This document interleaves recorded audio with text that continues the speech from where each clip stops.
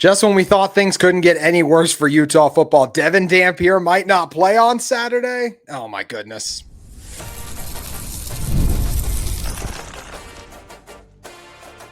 You are Locked On Utes, your daily podcast on the Utah Utes. Part of the Locked On Podcast Network, your team every day.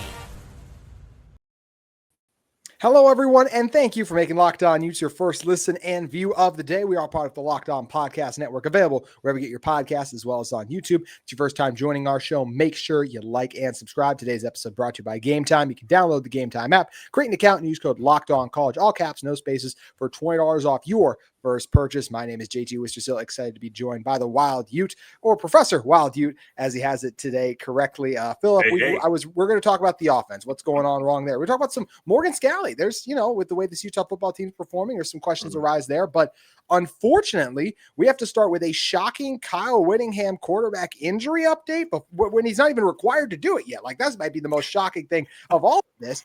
It's that Devon Dampier may not play on Saturday. Witt said it's possible that Ficklin will start with Dampier hobbled. He was clearly hobbled in the second half against BYU. Quarterback run game wasn't there. Bird actually had to come in to run the game. Look, Utah's already a big favorite over the Buffs, but another quarterback injury in Salt Lake City. This team, just with as bad as it was against BYU, dealing with this again, it's just hard to believe we're right back here again, Philip, with another QB. Like, will he play? Will he not? For the second time this year, also, I might add. Devon Dampier was ran into the ground during the game this last weekend versus the BYU Cougars.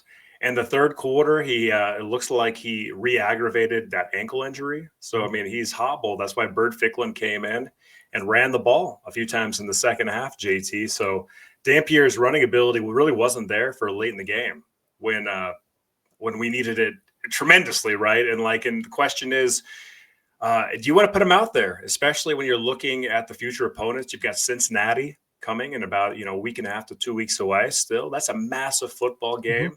Look, the Utes are not out of it. I know that it feels really bad right now. It feels bad. But look, hey, they still have a chance. They could possibly run the table. I had the Utes at 9-3 before the season. I think that you were at 10-2. So we're kind of in that same type of place that we thought we were going to be in and everything. So everything's still in front. You're not done till you're done. We're not eliminated from Big 12 title contention, and you've got to fight and do whatever it takes to get a freaking football game win, especially during these next 2 weeks before the bye week. That's Colorado. That's Cincinnati. Hey, if Devon can't go this week versus Colorado, you put Ficklin in the game and you ride with him, man. Because you need Dampier, especially for that Cincinnati game. That's going to be a heck of a football game at Rice-Eccles in 2 weeks. You got to get this one, though. Every game now is so important. They're must-win games, or else it truly is absolutely over. If you have 3 conference losses, you're done statistically. No matter what, you're out of the race. You've got to win this week. Bird Ficklin's the guy. Yeah, Bird, it's looking like he may be the starter. We'll see. Devon spoke after practice too and said, hey, everyone's beat up right now. So, of course, he's going to try to give it a go. And I'm sure he will maybe questionable. Like we said, we know how Kyle Whittingham is with these media reports. So we'll see what they end up kind of doing with his availability. But yeah, obviously, Devon Dampier is Devon Dampier. We've seen Arizona State Devon Dampier. We've seen West Virginia, this version that is so dominant with this Utah team. Hasn't been quite as good against the best teams. But look, also, this Colorado defense is not very good, especially their rushing defense, actually the second worst in the Big 12. So I think it's safe to say a healthy Dampier would have feasted against them. But if Dampier can't go, it's a loss. And Bird Ficklin, I'm excited to see him because the future looks bright. It's a little scary, though, just with our past, with true freshman quarterbacks having to potentially trot him out there against what Kyle Whittingham is also, I think, accurately described. Colorado was 3-4. Some of those losses have come to good Big 12 teams. They've been in a lot of those games too. Like they beat an Iowa State. They played Georgia Tech really tight that first week. Georgia Tech might be a playoff team. So I think Utah's better than Colorado. Vegas does too. Utah's still almost a 2-touchdown favorite in this game. And I like Bird, but doing it in, let's be real, garbage time, or maybe for one play in a real game versus being the starter for a full game and having to make throws when the game is on the line, it's a whole different thing. So my confidence obviously still goes down in this Utah football team if Bird Ficklin's in there versus if Devon Dampier is. 100%. And Colorado's coming off a bye week. That ain't good. You just came off the Holy game, the emotional drain of that. Then Colorado's coming off a bye week. Thank goodness this game's at home. Look, it's not ideal to throw Bird Ficklin in this type of circumstance where he has to come through and perform, and you have to get this win. But if Devon needs to heal up so it can be his best self and stuff, especially for the future of the season, you got to do it. And if you're looking at Ficklin, the guy's a 4-4 guy, JT. Like he really is a burner. And like we've seen him run before in games. Yeah, maybe not at the most crunch times, but the guy, especially in the spring game, he throws a freaking rope and he's accurate, man. Like he really is. He seems like a really special player, and he's got a certain type of swag that I absolutely freaking love.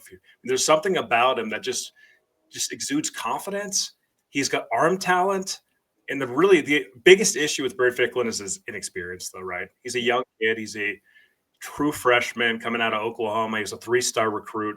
And like, how is he going to perform when the biggest lights look? This game's an 8:30 p.m. kickoff time. It's an ESPN game. There's going to be a lot of eyeballs on Bird Ficklin. This is going to be the biggest moment of his life so far. And we'll see how he performs. I mean, if he turns out to be a great U quarterback, this is going to be that start where we all remember that game.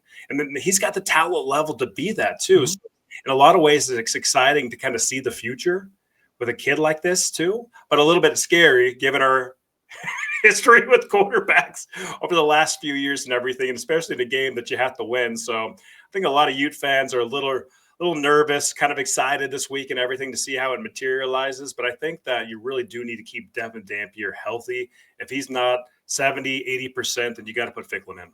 Yeah, and I agree. And with Byrd, I love his dynamic abilities. He's been an incredible runner so far this season, right? 17 carries, 111 yards already, 3 touchdowns. And I know, hey, he's 9 for 9 passing. 4 of those against Cal Poly, 4 against West Virginia, and 1 in garbage time against Arizona State. None of those passes have come in a meaningful spot. So that's the concern of going against what would be by far the best defense he's played in a meaningful spot. Like if you want to say, hey, the one he could play against Arizona State. Well, yeah, but this would be with a much better Buffs defense playing for the game, all of that. So can Byrd run this offense and run it effectively, especially the running game? Yes. Do I want true freshman Bird Ficklin taking hits from these Colorado defensive linemen? No, I think that's the concern when he hasn't been in the weight room. So I like Byrd. Utah likes Byrd. Whittingham said they have a lot of confidence in him, and his performance in games and practices have allowed him to rise up the depth chart. They love his ability that he showed so far, and he showed a lot of promise, but showing a lot of promise and delivering against a Colorado team that is, like we said, better than their record indicates, and is going to make you throw it to beat them is a whole nother thing. Speaking of throwing it, Kyle Whittingham has continued to be under much scrutiny for deciding to throw it on 4th and 7 amidst several other questionable calls against BYU. And look, I just think his approach in this press conference was so interesting. He doubled down on the analytics. If you think you're smarter than the analytics, then you're not. Like, last week, Kenny Dillingham, when he lost to Utah, he took accountability and said, like, we got out coached. And I feel like Witt is just trying to tell all of us, like, well, we made the right decision. No, our analytics say. I also kind of threw Dylan Curtis under the bus because he was like, well, 4th and 7 in that range, like Curtis is 1 of 6 from there. And, the analytics said that it was right on the edge. Should we go for it? Should we not? Look, here's the way I look at it. Would I rather trust, even if he is a true freshman, which that's also on you, Kyle, for not bringing in a better veteran kicker, since you've already seemed to give up on your kicking game this early in the season. I would rather risk Dylan Curtis on that field goal than trust the Utah passing offense. You can tell me about analytics and all these things and what they show. Your passing offense on a 4th and 7, I don't like those odds. I don't like the way Kyle Whittingham has kind of conducted himself post the BYU loss. I feel like it's been, well, like he hasn't said we gotten out coached. He's tried to defend every move that they've made and really hasn't tipped his cap that much to BYU for making more plays. And I just think it's a really weird approach that he's taken after getting out coached and making what are, in my opinion, bad and very much criticizable decisions, especially when you don't deliver, yet he doesn't want to get any criticism, it seems like, Philip. Yeah, he's got like an analytics sheet and everything they get every week for every opponent, for every game. Every coach uses this kind of stuff, even at the high school level now. In the college level, certainly. And like, hey, I get it. Like, I'm an analytical guy, JT. Yeah. I like analytics too. And like, and most of the time, it's probably okay if like your gut is aligning with the analytics just to go for it. Like on the 4th and 1 at the beginning of the game, you had to do it. That's a great decision. Like when it's 4th and 3, fine with it too. But the 4th and 7 was insane. That was insane. And like, I get it. Like Whittingham said in the press conference, Dylan Curtis had missed from like that around 40-yard field goal like a couple times this year. He missed before the timeout was called and his little practice run out there. So we've seen a lot of misses. And Whittingham did say, hey, there's no guarantee the field goal is going to be made. So that's one thing we have to think about. Like, man, like how much – I mean, obviously it shows you how much faith he has in Curtis. No. Like, it's unfortunate. Like, I mean, and then JT also, but check this out too. I want to push back just on that thought a little bit, the analytics and everything. I don't agree with the 4th and 7. Everything else I'm fine with. But Curtis, even on the onside kick, couldn't kick it freaking 10 yards, man. I think that was Cheek, though, wasn't it? Didn't they put Joey Cheek out there then? They might have. I thought it was Curtis, but like whoever, like the special teams. It was bad. Yeah, the special teams bad all day. Yeah. The fumble. It's just all day. Like the special teams unit is a serious issue. Like in that 4th and 7 call was very, very detrimental to the team. There's no chance that we're going to get that. It looked super ugly.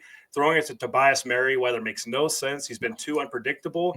His hands haven't been there. So I don't get anything about that. That stunk. Nobody thought that Utah was going to convert on that 4th and 7. Nobody. No. BYU didn't. Ute fans didn't. Whittingham didn't. You need to stop that and say, hey, the analytics are great most of the time, but sometimes it's just smart to take the point or try or whatever, because I think a Dylan Curtis, even a 50-50 field goal attempt was better than that 4th and 7 attempt that we saw. So I'm getting a little heated. That was insane, man. That could have cost us the whole game. It was. And it just, like you said, I understand we're not going to win kicking field goals. Well, you didn't score points anyways. What wins is scoring points, get a field goal, and then trust your offense to then try and get down there and get in a better spot. And I know you were okay a little more with the 4th and 3. It sounds like I don't feel like it's a very high likelihood running the ball on 4th and 3, even with your offensive line, you're going to get it. So I didn't love that one either. And my thing on Curtis is a lot of those missed kicks did come up in Laramie. So it's like, why can't you show some faith in your freshman kicker? Be like, you know what? You missed some early on in the season. We got your back. We're sticking by you. Now I feel like that doubt's in his head where he feels like every time he trots out on the field, if he misses a field goal, that might cost him his job. So now that freshman, he doesn't have the confidence either. And I just think that's a really scary thing. And we as fans probably shouldn't have a lot of confidence in this Utah offense right now going against good defenses. So what is the problem with the Utah offense? We're breaking it down because there's a lot of them in one moment. Today's show is brought to you by Monarch Money. Let's be honest, most of us can't even name all our financial accounts, let alone what they're worth. Between 401ks, savings, and investments, it's easy to lose track, and that can mean leaving money on the table. That's why I started using Monarch, an all-in-one personal financial tool that brings your entire financial life together in one clean, easy-to-use interface on your laptop or phone. It can help you organize your accounts, track spending, and get better handle on investments without having to touch a spreadsheet. I love that I can view everything with my partners, see our shared goals, and make better financial decisions together. Don't let this financial opportunity slip through the cracks. Use the code LOCKEDONCollege. That's all caps, no spaces. LOCKEDONCollege at monarch.com for 50% off your first year. That's monarch.com. Code LOCKEDONCollege for half off your first year at Monarch Money. Today's show is also brought to you by FanDuel Sportsbook. The NFL season is here, and FanDuel is an offer you don't want to miss. Right now, new customers can bet just $5 and get $300 in bonus bets if you win. That's right. Pick a bet, put down $5, and if it hits, you'll unlock $300 in bonus bets to use across the app. FanDuel makes watching football even more exciting when you've got a little something riding on the action. Whether you're a casual fan or love diving into the stats, FanDuel makes the game day experience even more exciting. My Minnesota Vikings this Thursday got a big one heading out to the Chargers. Can Carson Wentz bounce back? Chargers trying to find their rhythm again as well too. Justin Herbert's going to be a great one. We got Utah, Colorado. Utah favored by 13. I know they had a bad week last week. I'm feeling good about the Utes, and I think that line says more about the Buffs than anything else too, and what a state of disarray that program is in. But however you're feeling, you can head over to FanDuel Sportsbook. What are you waiting for? Visit FanDuel.com to download the FanDuel app today and get started at FanDuel Sportsbook.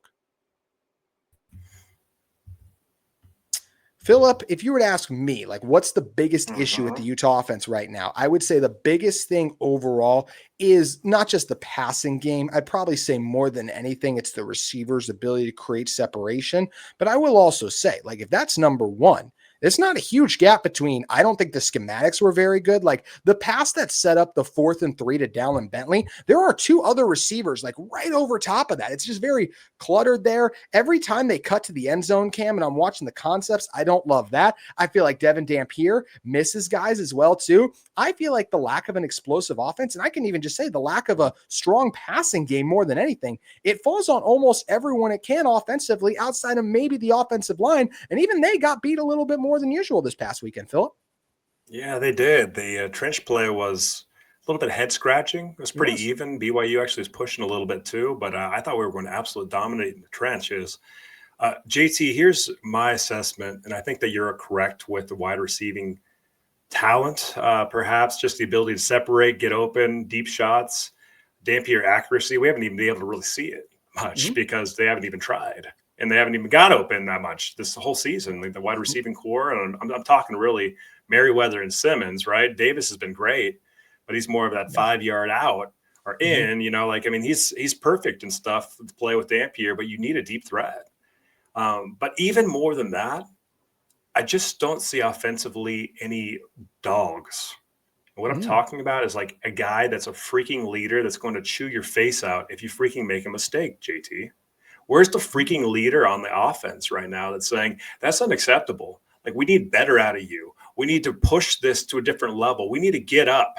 We can't just come out here and play workmanlike and stuff when we're playing our rival in the first quarter and stuff, but we just think it's another game or act like it's another game and they've got double the energy. Where's the leadership? Where's someone saying, let's go right now? Where's that dog to want to fight to win the freaking football game? I don't see that on the offensive side. On the defensive side, I do with Lander Barton. He's a dog. I love the kid. I love multiple players on that defensive side. And plus, I think on the offensive line, I think Spencer Fano is a dog. But I want to see the dog out of Dampier and some of these skill position players too, because I'm just not seeing the fight, the drive, the love, everything that we need to win big-time football games, and not just fade in the limelight during like when we have the national stage, because we've seen that way too many times over the last 2.5 years, really ever since the Pac-12 championship game in 2022. I haven't seen the Utes play a good football game in a big time stage for a long time. And I just think we lack the dogs. Cam Rising was a dog, but Dampier really needs to grow in his leadership and get more aggressive to get everybody ready for these type of games and just shine in the biggest moments. Well, I'll throw one at you that I think would qualify because they had a dog, actually. He wasn't the greatest thrower of the football, but Bryson Barnes against USC in 23 when they won that game. But Utah really all rallied around him. And I think these guys have rallied around Dampier, but it's just different, Philip. You're right. It feels like it's different. Maybe it's the transfer thing. These guys gave it their all out there. They're going at it, but there is that, BYU was the one kind of doing the shoving a little bit after the whistle. And do I wish some of that would have been called? Sure. But like BYU was, I'd say, the more physical team in that game. There were just a lot of times I'd watch the game back and I'd be like, why is our offensive line losing this rep? Kyle said like, oh, they played an odd man front and it was harder for us to run. And I'm like, I see some of that, but also I'm watching these plays back and I'm like, well, you should be able to get pushed there. Like work up to the second level. Instead, you're getting held up on your double teams, right? You're going against Keanu Tanavasa. You should be fired up to be double teaming his butt and moving him up to the second level. And you're not getting that movement there too. And, the running backs not being as effective. Naquir Rogers, Wayshawn Parker, that was a massive disappointment. I loved what Daniel Bray showed too, but where is that guy? Dallin Bentley's been a fun story, but even he, right? Like he has to make a miracle play on 3rd and 18 to keep that one drive alive. So just something's not quite right with this offense. And yeah, they're going to put up numbers, I think, this weekend against a not great defense, Philip, but I don't know if they're going to ball against a good defense this year. We might be past that point. Tough, nasty, especially gritty and competitive. That's what we're talking about. We're talking about dog. Let's define it. That's what tough, nasty, gritty, and competitive. We want somebody that wants to win, will do whatever it takes, will leave their heart on the field. And JT, I just didn't see that. And like in the Texas Tech game and the BYU game, the losses, I just haven't seen these players, some of these players leave their heart on the field. And that's not speaking for everybody, but like, it just doesn't look like that when I'm watching the game and like absorbing this, whereas past Utah football teams gave everything. They were just do whatever it takes to wear that U of U and really shine and do whatever it takes to win. And it just seems to be lacking a little bit. And that's a huge concern, especially offensively. Like, and maybe someone like Rogers has that. Maybe Parker does too. His shoulder's banged up still. He doesn't look the same, but we need that toughness, that grittiness. We've got one of the best lines in the nation. Like, give that to us as Ute fans, because that is Utah fundamental core football. That's who we are. And if we're not going to be that, then we're not going to succeed, because that's our true identity, is that grittiness. Like that underdog, we're nasty, we're competitive, and we're going to give you everything. And you're going to be playing Utah football and be just absolutely beat up. And it feels, unfortunately, like the rival played better Utah football than we played this last week. I think that's fair. You know what we need more of, Wild Ute? Is more Semi Talonga in our life. How about that tight end, man? Oh my good. That might have been the best play of the game, right? Like when he's shaking guys out of the rooms, running over Jack Kelly. That was something else. That might have been my favorite part of Saturday, honestly. he was an absolute blast to watch. And so was Daniel Bray. I actually do feel like the one thing positive we could say from Saturday is this felt like the start of something with Daniel Bray. I think he's truly their third best running back. I think that was more of a matchup thing where, hey, he's got this speed where we can get him on jet sweeps motion and get him a head start. And then that's where he's effective on the edges between the tackles. He's not strong enough. I'd rather have Parker and Rogers going through there, but this feels like the start of something with Bray. Now I'd rather not Devon Dampier try to throw the ball to him 40 yards downfield like he did on that one interception, but I want Bray to continue to be involved in this offense. And I think, Smith Snowden's role has lessened on this offense, right? They need him more on defense. So continue to use Bray, factor him in. Also shout out Lander Barton for that one catch he had over the middle of the field. I forgot that happened until right now. But what do you think of Bray? Yeah, Bray is a stud. Mm-hmm. He's so fast. He makes plays. He's explosive. He's what the doctor ordered for this Ute team because he's explosive, right? Mm-hmm. And I think the 4th and 1, thinking back to the last game last week and everything, I think that he was just trying to turn it and make that huge play and get a touchdown instead of a first down, which really kind of hurt the thoughts this last game about his overall performance. Because if you look at his stat line, he went absolutely monster. Mm-hmm. Like he had that huge touchdown. He had so many yards. I mean, he's a really good football player. Like he's got enough juice and speed that he looks like he's going to be in the NFL one day. He really does. Like, I mean, you just don't get too many backs that special. So he's a special talent. How do you use him more? I love the jet sweeps. I mean, it's really effective. We ran that into oblivion and stuff, but it was effective. And so you keep getting him going, improve his hands a little bit. So he's more of a slot receiver. Like you can turn this kid into really special half running back, half slot receiver, I think. But I'm really optimistic about him. I still love Wayshawn Parker too. I do too. And we've got really good running backs and we still have this elite offensive line. The season is not over by any means. I want the Utes to come out on fire and freaking run this table and make it competitive towards the end. Get everybody excited again and freaking bring it back, JT. And the season's not over. They will probably be favored in every game they have left on the schedule. The Baylor game, that's still going to be tough to go on the road. I like that Kansas team. Like Utah does not see a bad Big 12 team the rest of the way, but I do think Utah is a top 5 team in the Big 12. And I think they're going to see a lot of other top 12 to, top 4, maybe even the second best team in the Big 12, Cincinnati, could end up being that. Right now it's BYU. They're undefeated, but I really like that Cincinnati team coming up. Also, Daniel Bray is currently the most explosive player on this offense, so they have to continue to keep him involved. We're talking about the present, but the future. Morgan Scalley, Wild Ute, has a thought when we come back. Today's episode of Locked On Utes is brought to you by Game Time. College football is back, and I couldn't be more excited. The tailgates, the rivalries, the energy in the stands, there's just nothing like it. But let's be real, actually getting tickets can feel like more of a battle than the game itself. Endless queues, hidden fees, prices jumping at checkout. That's why I use Game Time, the app that gives the advantage back to fans. It's the easiest way to score last-minute tickets at the best prices with no surprise fees. What you see is what you pay. I pulled up Game Time in just a couple taps. I saw amazing deals. I'm talking about your favorite college football game as low as $25. The app made it super simple. I could even see the exact view from my seat before buying. Also, how about those zone deals?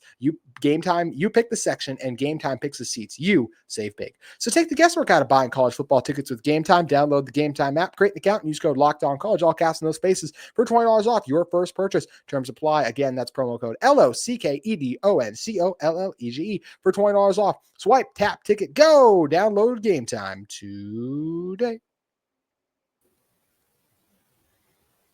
All right, Wild Ute, you got a thought on Morgan Scalley. Please fill everyone in on what it is.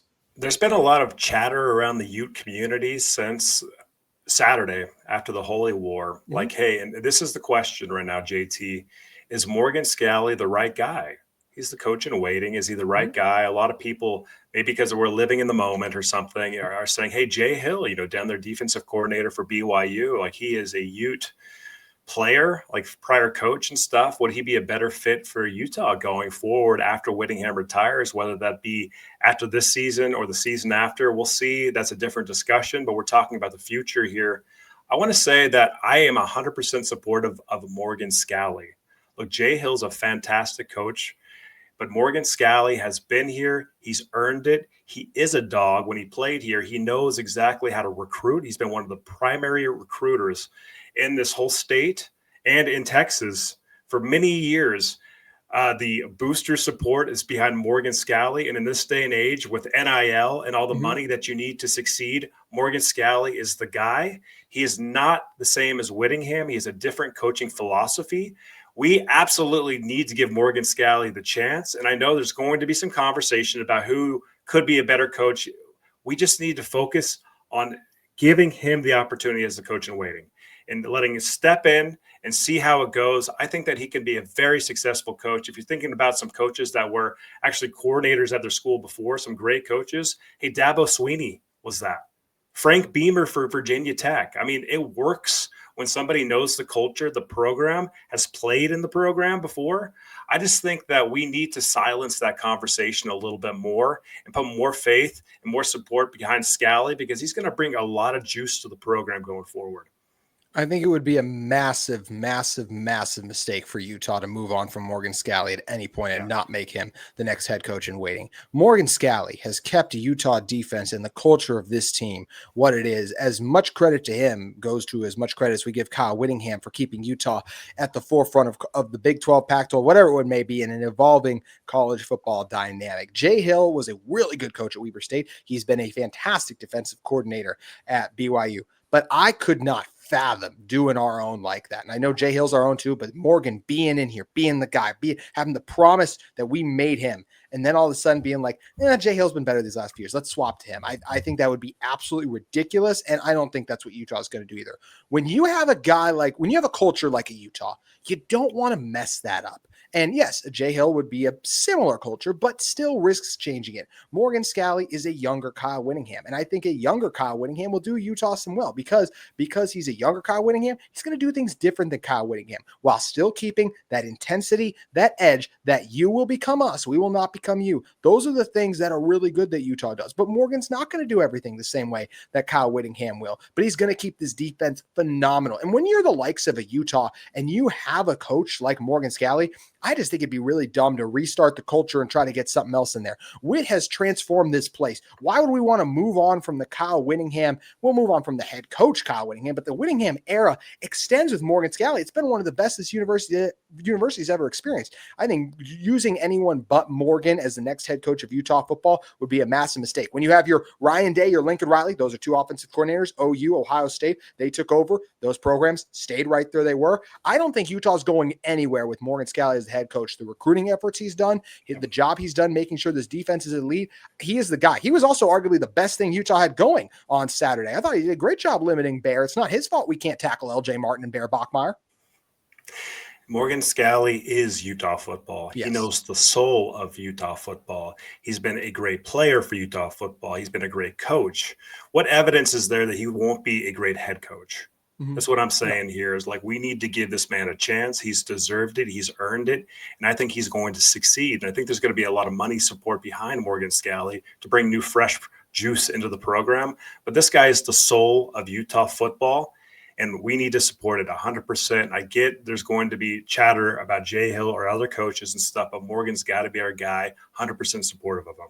Yeah, I am too, and I'm happy that he's going to be the future. It'll be interesting to see when he takes over, right? Like, to me, the only reason I think this will be his last year is because of comments he's made in the past. Nothing about the way Kyle's approached this year has led me to think it's last. So maybe there's a world he's going to run it back one more time, and honestly, I'm okay with that. Outside of against BYU, I just worry about his approach against the Cougars currently, but that game's in Rice-Eccles Stadium next year, and if this year's was, Utah very well might have won that game on Saturday. But we're on to this week. It's the Buffs. I like the Utes in this one. We're going to continue to break down the matchup all week long. But Philip, thank you so much for making the time to stop by, my friend. Please let everyone know where they can find more of you at.